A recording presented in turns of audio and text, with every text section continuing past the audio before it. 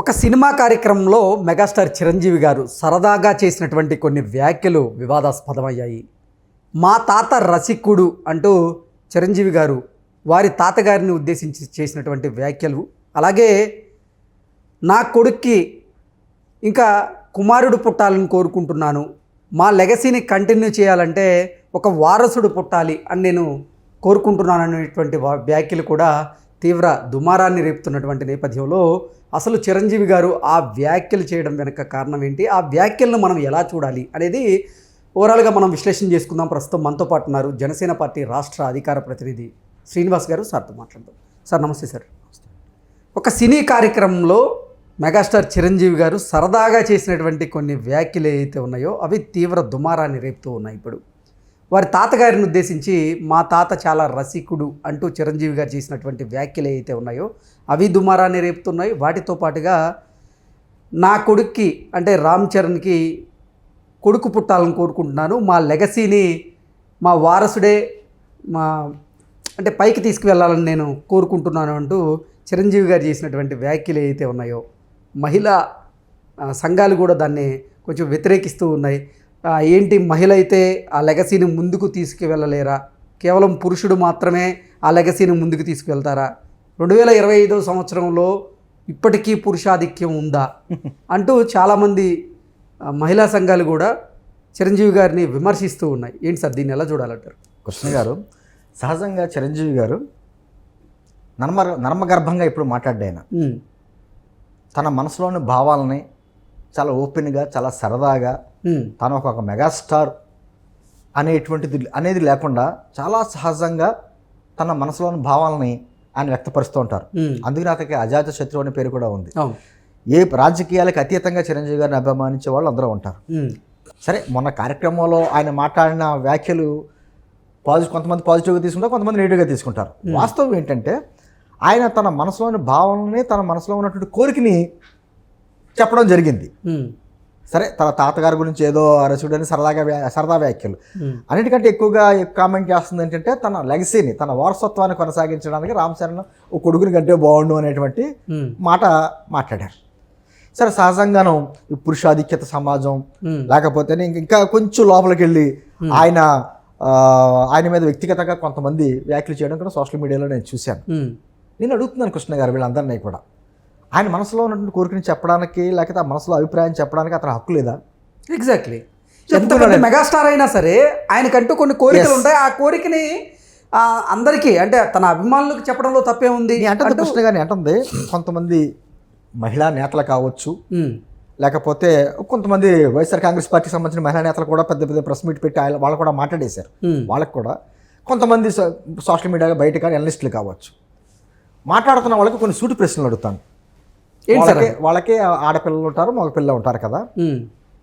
వారు ఆడపిల్లలకి పెళ్లి చేసి పంపుతున్నారు కదా, పెళ్లి చేసి పంపుతున్నారా లేకపోతే పెళ్లి చేసి అల్లుడి తీసుకొచ్చి వాళ్ళ ఇంట్లో పెట్టుకుంటున్నారా? ఓకే.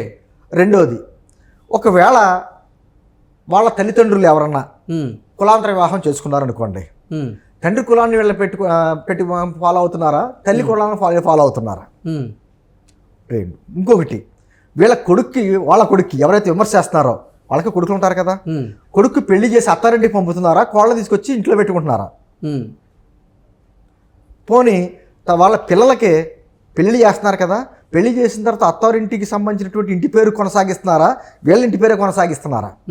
మాట్లాడడం అనేది చాలా ఈజీగా మాట్లాడేచ్చు కృష్ణ గారు. ఇప్పుడు ఈ ప్రశ్నలకు సమాధానం చెప్పగలరా ఈ సో కాల్డ్ మేధావులందరూ కూడా? ఇప్పుడు కొంతమంది మహిళా నేతలు వచ్చేసి మాట్లాడేస్తున్నారు మీడియాలో, వాళ్ళ పెళ్ళిళ్ళు అయిన వాళ్ళు ఉన్నారు కదా, వాళ్ళ ఇంటి పేరు ఇంటి పేరు ఉంది, భర్త ఇంటి పేరు ఉందా, వాళ్ళ తండ్రి ఇంటి పేరు ఉందా, వాళ్ళ పిల్లలకి ఏం చేస్తున్నారు వాళ్ళు?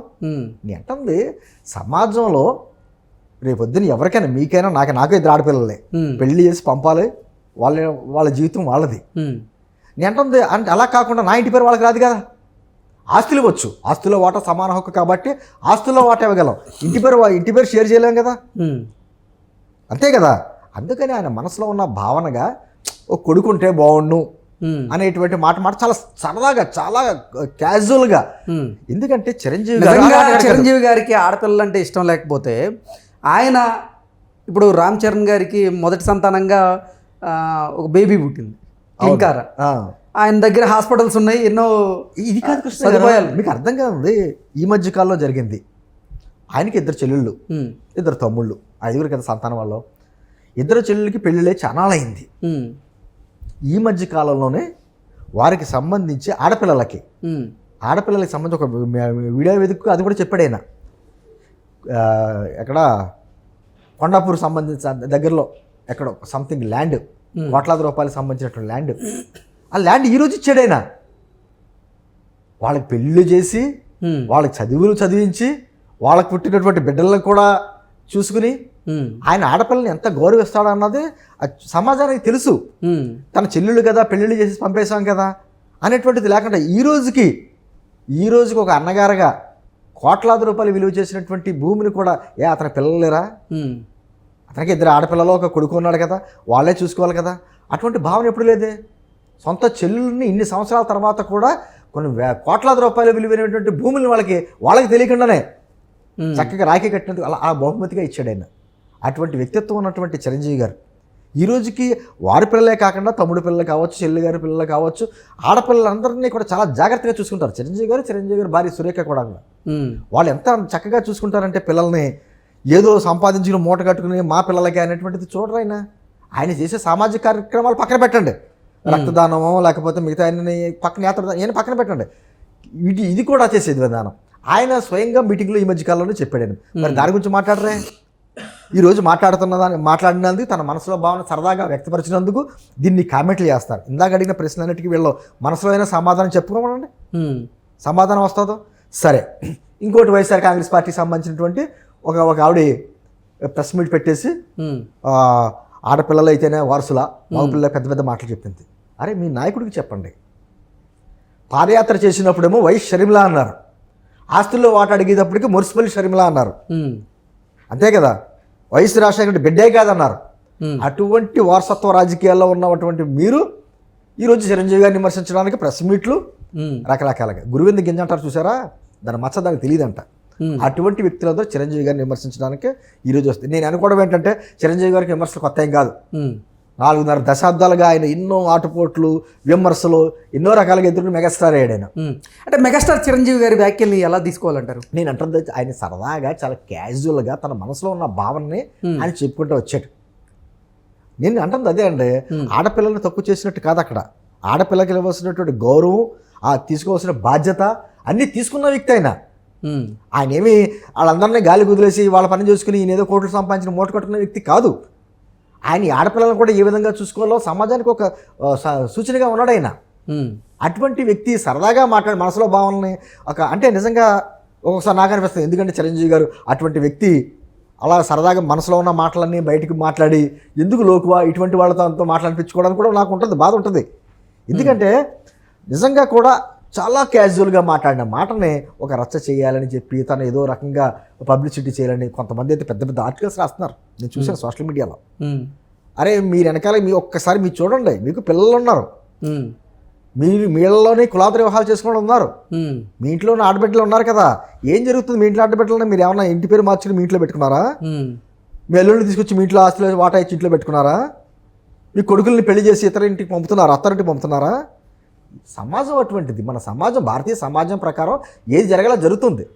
తండ్రికి సంబంధించినటువంటి వారసత్వం ఇంటి పేరు వస్తుంది, ఆస్తుల్లో వాటా ఉండొచ్చు. అది కాదంటే మీరెవరు? మొత్తం చట్టాలని, రాజ్యాంగాన్ని మార్చేయాలా అని అంటుంది. ఇవన్నీ కూడా సొల్లు కబుర్లు, ఏదో చిరంజీవి గారిని విమర్శిస్తే ఒక పబ్లిసిటీ వస్తుంది అనేటువంటి భావంతో చేసేటువంటి వ్యాఖ్యలు కావచ్చు. కానీ నేను అంటుంది ఎవరైతే ఈ మహిళా నేతలు, కొంతమంది మహిళా విమర్శకులు ఉన్నారు కదా, వాళ్ళందరికీ మీరు ఎక్కడైనా చెప్తే కొంచెం అడగండి ఈ ప్రశ్నలు. ఏంటి మీ ఇంట్లో ఏం జరుగుతుంది? మీరు పెళ్లి చేసుకుని మీ ఆయన ఇంటి పేరు తెచ్చుకున్నారా, మీ తండ్రి ఇంటి పేరు తెచ్చుకున్నారా? అడగండి. ఆస్తులో వాట తెచ్చుకోవచ్చు. ఇవన్నీ ఈ సొల్లు కబుర్లు చెప్పడానికి బాగానే ఉంటుంది. కానీ మెగాస్టార్ గారిని విమర్శించడం అంటే సూర్యుడిపైకి ఉమ్మేసినట్టు మాట. తిరిగి ఎవరి మీద పడద్ది? ఎవడ చేసాడో వాడి మీద పడద్ది, అంతే. ఓకే అండి, థ్యాంక్ యూ సో మచ్.